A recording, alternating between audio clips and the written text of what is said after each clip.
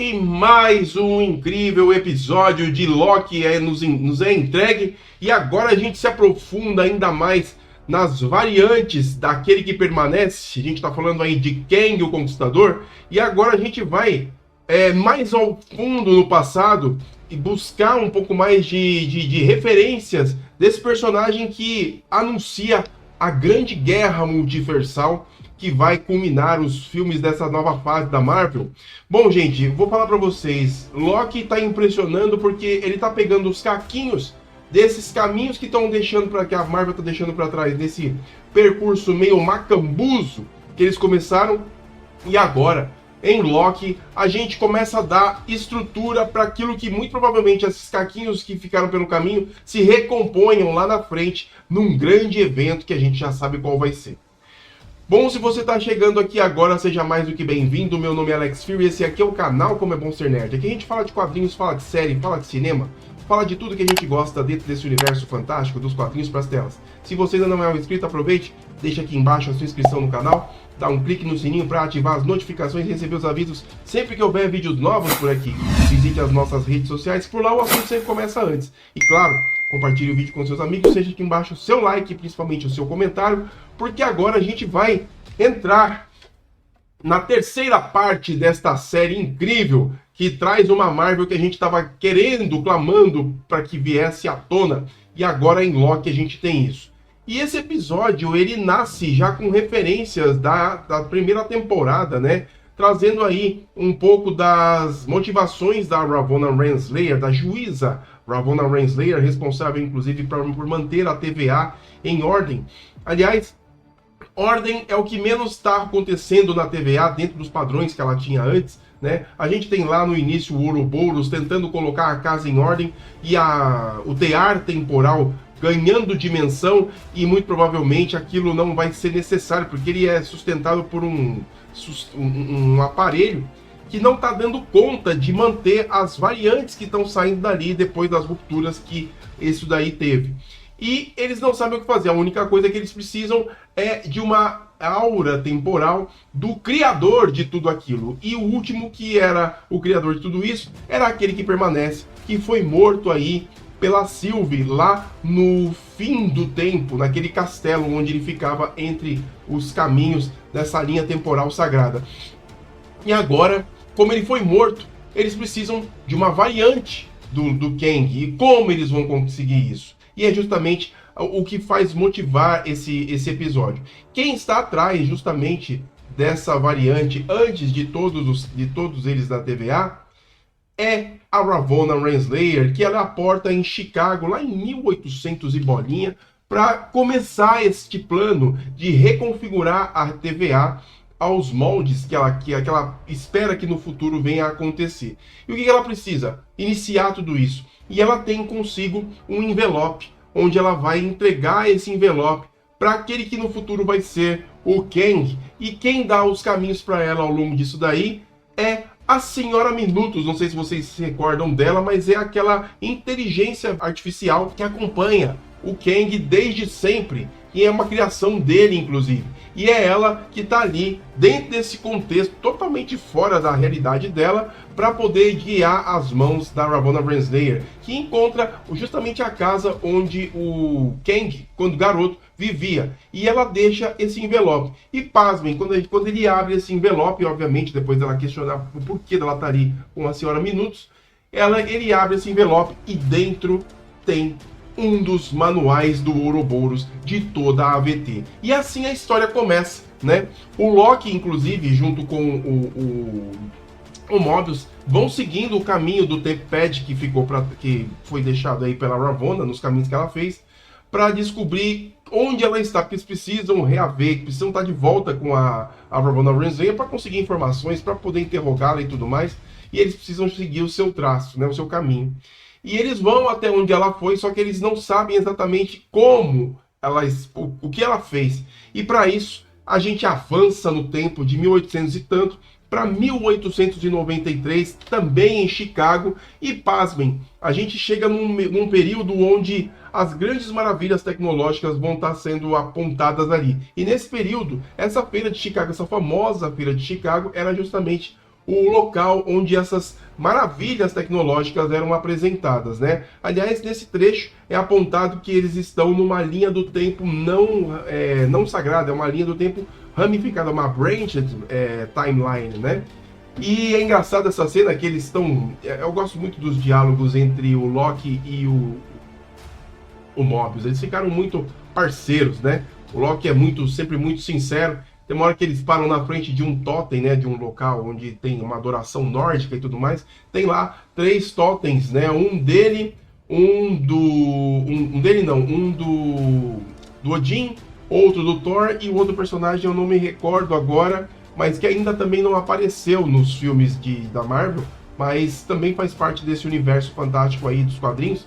E assim, eles estão lá tentando encontrar onde o Kang pode estar, porque é justamente nesse caminho que eles estão, Kang não, a Ravonna Renslayer, e assim eles veem o anúncio da feira, né, onde as tecnologias vão ser apresentadas. E o que chama a atenção nesse anúncio, não por simplesmente ser um anúncio, mas é que tá lá, Victor Timely, e tem os detalhes sobre alguma coisa que faz referência a linha do tempo, né? A como ele ia mostrar um aparelho que trabalha com essa questão da linha do tempo. E lá eles vão e eles encontram a Ravonna e assim as referências começam a se colocar no lugar. A missão deles é salvar a TVA que está para colapsar lá no espaço-tempo em que ela se localiza. E para isso eles precisam dessa assinatura temporal do Kang. E cara, pasmem, eles não esperavam por isso. Começa lá a tal da feira e quem aparece é um tal de Victor Timely. E a gente vai explicar para vocês quem é este Victor Timely, né? O Victor Timely, na verdade, nos quadrinhos, ele é uma variante do Kang, o Conquistador. E ele também é uma variante do Nathaniel Richards. Se você está se familiarizando com o sobrenome Richards, e está fazendo uma associação com o Quarteto Fantástico, exatamente, o Nathaniel Richards é o ancestral do Reed Richards, do Senhor Fantástico, é o pai dele, né? E assim, nos quadrinhos, né, esse Victor Timely escolheu viver no início do século XX, em uma cidade que ele mesmo fundou lá no Wisconsin, né? E assim ele criou uma empresa conhecida como Timely Industries, né? Para auxiliar no futuro as suas variantes, ou seja, ele é um cara que estava lá, mas ele já tinha esse contato com as suas variantes, né? E como ele tinha esse conhecimento do futuro, como ele sabia das coisas do futuro, ele meio que não quis dar muita atenção para os inventores dessa época, e ali ele acabou construindo essa tal cidade, que era a tal de Cronópolis, né? Que é a fortaleza de Kang, Cronópolis, inclusive, que é apontada lá no filme de Homem-Formiga e a Vespa, Quantumania, né? E assim ele insere ela na linha do tempo. Ele simulou a morte dele várias vezes usando robôs, para depois, lá no futuro, ele vir como uma espécie de descendente, para que justificasse a presença dele e até a similaridade facial dele lá na frente. Não sei se vocês se recordam, mas lá em Capitão América, o primeiro Vingador, quando ele putz, esqueci o nome do parceiro dele. Pessoal, tá difícil. Coloca aqui nos comentários lá do Soldado Invernal, esqueci o nome do Soldado Invernal. Então os dois lá no começo da aventura e eles passam ao lado de um boneco que é o Tocha Humana. Isso é criação do Timely, né? Enfim, e essas tecnologias foram todas utilizadas pelo Kang lá no futuro e aprimoradas, obviamente, né?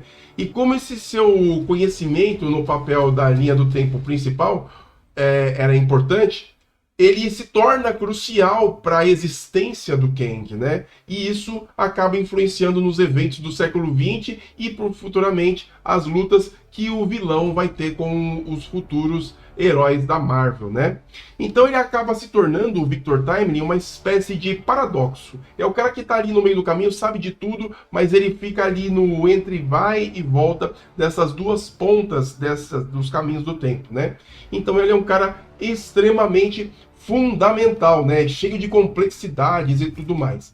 Mas em comparação ele com o Victor Timely do Loki, o bacana é que eu particularmente achei que este Victor Timely, ele chega com uma profundidade muito maior. Porque a princípio, né, quando ele é apresentado nessa feira, cara, realmente chama a atenção. Ele é um cara sério, E ele se destaca entre as pessoas, que todos que estão ali são pessoas assim um tanto quanto descrentes. Ele se destaca pela ousadia e ele tem umas peculiaridades, né? Ele é gago, ele apresenta aquela segurança, mas ele é como se ele estivesse escondendo uma outra personalidade, uma coisa mais insegura, né? Mas ele mostra, ele convence que o que ele está construindo, que o que ele está fazendo tem uma intenção no futuro. Poxa vida, esse Victor Timely que a gente está falando é o mesmo Victor Timely garoto que a Ravonna Renslayer entregou o manual da AVT. Então, se ele está ali, ele está com conhecimento de causa desde quando ele se apossou deste documento importantíssimo que formatou a AVT que a gente conhece, né? Esse Victor, diferente das quadrinhos, ele não tem o conhecimento do futuro e muito menos do passado. Ele está nascendo por causa deste documento que a Ravonna deixou na mão dele, né? Então, esse vilão está num processo de construção. E quem está dando a mão para ele, para crescer nessa construção enquanto inventor e talvez o mestre do tempo, é a Ravonna Renslayer, em parceria com a Senhora Minutos, né? Bom, em meio a tudo isso, nesse episódio a gente tem os momentos-chave, né? Ele acaba se revelando por ser um embusteiro, um cara que cria cacarecos que não dão certo. E não dão certo porque nesse período que ele vive não existe a tecnologia necessária para ele poder aprimorar essas criações que ele faz, né? E ele é um cara que acabou juntando não uma fortuna, mas um bom rendimento para poder manter essas suas crenças e essas suas invenções e tentar evoluir a partir daí. Ele engana todo mundo, os caras ficam maravilhados com o tear temporal, porque ele constrói um tear temporal e mostra como funciona. E realmente ele funciona, mas ele não demonstra com a mesma precisão que é mostrada na TVA. E as pessoas ficam maravilhadas. Só que no momento em que ele e a Ravonna se encontram, porque ela chega depois que ele consegue fazer a apresentação toda, o Loki e o Mobius se aproximam deles e assim a confusão se instaura, porque não dá, eles não podem se apossar do Kang. Então assim, é um conflito de interesse. E é quando o episódio começa a ficar interessante, porque quem acompanha a Ravonna o caminho todo, dentro da bolsa, é a Senhora Minutos. E é essa parte que aparece no trailer, quando a Senhora Minutos se revela para aquelas pessoas que nunca viram uma tecnologia hiper ultra avançada. E ela, como é uma inteligência artificial, ela se manifesta como se fosse uma entidade fantasmagórica. E todo mundo se assusta, todo mundo fica apavorado com aquilo. É engraçado essa cena. E quem entra para contrapor tudo isso, depois de toda essa confusão, depois inclusive do próprio Victor Timely fugir, porque ele acabou vendendo o aparelho que ele criou, só que o aparelho não funciona, e ele acabou sendo cobrado por aqueles a quem ele vendeu, ele acaba correndo para uma roda gigante, e é nesse momento que ela aparece para cobrar as coisas que no futuro ele vai fazer. E eu tô falando da Sylvie, a variante de Loki. E é quando tudo acontece, é quando o Loki entra num embate com ela, deixando bem claro que se ela fizer o que ela vai fazer, que ela quer matar o cara, sabendo que no futuro ele pode se tornar, se ela matar ele agora, ela destrói a TVA, e ela tá nem aí pra TVA, ela quer mais que aquilo se exploda e que o tempo fique livre, né? Só que isso obviamente pode gerar um grande problema multiversal, e a AVT é mais do que necessária de existir. Por isso que eles precisam da presença do Victor Timely para poder ajudar a restabelecer a estrutura da AVT. E o bacana desse episódio é que ele rompe um pouco do que a gente viu nos dois primeiros, né? Que a gente está acompanhando algumas lembranças do que foi da primeira temporada, só que a gente está vivendo um único e exclusivo núcleo, e eu estou falando do Loki, do Mobius, da B15. Quebrou um pouquinho na semana passada, que a gente teve aí a presença do X5, né, do Red Wolf, junto com a General Dox, e agora a gente tem o novo núcleo, que é formado pelo Victor Timely, pela Ravonna Renslayer e pela Senhora Minutos, né? E cara, tem umas coisas nesse episódio que me deixaram cabreiro, velho. Depois de toda essa confusão, o Victor Timely consegue fugir daqueles para quem ele engrupiu e conseguiu levar uma grana, fugiu do Loki e do Mobius, conseguiu dar o jeito dele, e ele pegou um barco junto com a Ravonna para ir para o tal lugar onde ele tem o laboratório dele, né? E quem faz a cabeça dele no meio do caminho? para que ele largue a Ravonna, que ela não tem serventia nenhuma, é a Senhora Minutos. Ela cria na cabeça dele e deixa bem claro que a Ravonna só quer usá-lo, né? E ele larga o bote salva-vidas da Ravonna no meio do caminho e vai embora com a Senhora Minutos pro laboratório. E aí, cara, tem uma revelação que eu vou falar, coisa esquisita. A Senhora Minutos começa a deixar bem claro que ela deveria ser a grande companheira dele. Quando ela começa a discursar sobre isso, até ele fica meio assim, porque ele percebe já, e para quem é esperto que tá assistindo o episódio já fala, cara, ela paga um pau para ele. Aquela inteligência artificial quer estar com ele, como amante dele. E ela vai construindo isso na fala e chega uma hora que ela se tatua em um dos bonecos manequim que ele tem lá no laboratório e diz que ela só precisava ter um corpo para ser a grande companheira dele. Tipo, a mulher do Frankenstein, tá ligado? Desse jeito. Eu falei, cara, que piração, né? E assim, o Victor Timely, ele é um cara inteligente, porém, ele ainda é um cara muito inseguro e ele, de certa forma, não pretende ser tão criador de tantas coisas para destruição.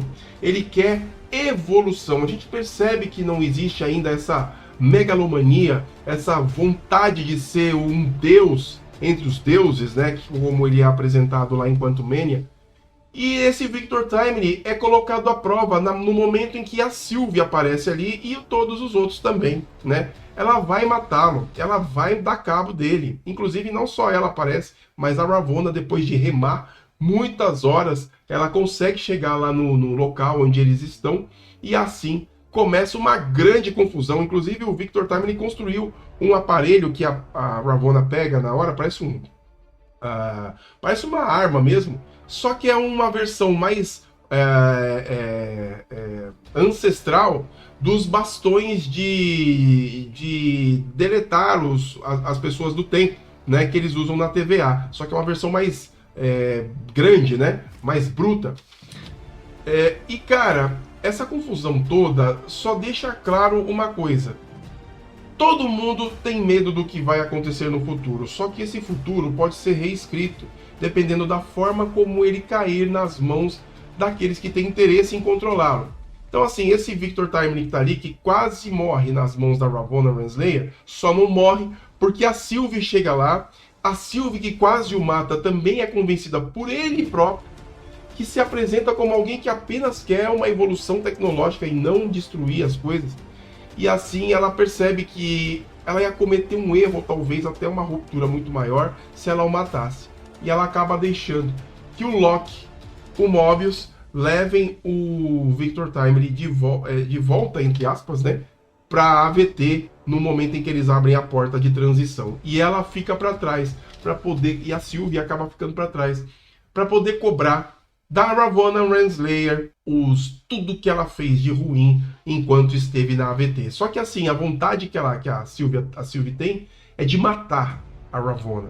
E ela diz para ela, cara, eu pensei em matar você das diversas possíveis maneiras e todas muito cruéis. Só que eu prefiro que você apodreça no lugar em que você sempre sonhou ficar, que é no fim do tempo. O fim do tempo, para quem não se recorda, é justamente o castelo onde Kang vivia. E quem protegia o fim do tempo era a criatura fumaça, né, a nuvem, o Alioth, que foi destruído não, pelo menos pausada, quando a Sylvie e o Loki agiram juntos no final da primeira temporada. O que a Sylvie faz? Ela abre um dos portais usando o seu Tempad e chuta a Ravonna Renslayer lá para dentro do castelo do Kang, no centro do tempo. E cara, tá lá aquele que permanece sentado, apodrecendo, né, putrefando depois de ter sido assassinado pela Sylvie. E aí vão todos eles, né, ela e a Senhora Minutos, que acompanha a Ravonna, apesar de uma ter traído a outra, né. E aí fica uma pergunta no final do episódio, porque a Senhora Minutos disse uma coisa para Ravonna, que existe um segredo que só ela sabe, que só a Senhora Minutos sabe. E é justamente na hora que corta o final do episódio a gente fica com essa pergunta: qual é o segredo? Que será que ela vai dizer o que eu já disse lá no outro episódio, quando a gente fez os comentários? Que ela, numa das variantes dela, ou ela própria, antes de ter sido sequestrada da linha do tempo onde que ela vivia normalmente, antes de ser juíza, que ela e o Kang eram amantes, que eles tinham uma relação. Se ela tem uma relação com o Kang lá do passado, não desse que eu tô falando, mas o Kang dos quadrinhos, que seria o Ramatut. Enfim, eu tô falando aqui, já lembrando de algumas referências que eu acabei nem comentando aqui, mas o Ramatut é um dos personagens que aparece lá no Conselho dos Kang no final, na cena pós-créditos de Homem-Formiga Quantumania. Cara, tem muitas perguntas aí pelo caminho, porque o que liga a Ravonna Renslayer ao Kang é justamente isso, essa questão passional entre os dois, que no futuro acaba sendo traída, né? Os dois se traem e tudo mais. Bom, não sei, só sei que esse episódio traz de volta aquela energia que... Cara, aliás, eu tô falando da série como um todo. Tá trazendo aquela energia que a Marvel tinha perdido há muito, né? Por conta dessas produções que estavam sendo apressadas e entregues de forma estampida, por assim dizer. Bom, meus amigos, muito bom esse episódio. Semana que vem a gente tá de volta para falar da continuação, mas antes de mais nada eu quero saber de vocês. O que vocês acharam do episódio 3 de Loki? Loki, segunda temporada. Deixa aqui embaixo seu comentário, eu quero saber a sua opinião, beleza? Meu nome é Alex Fury, eu vou ficando por aqui. Um grande abraço para vocês e até mais no nosso próximo vídeo. Valeu!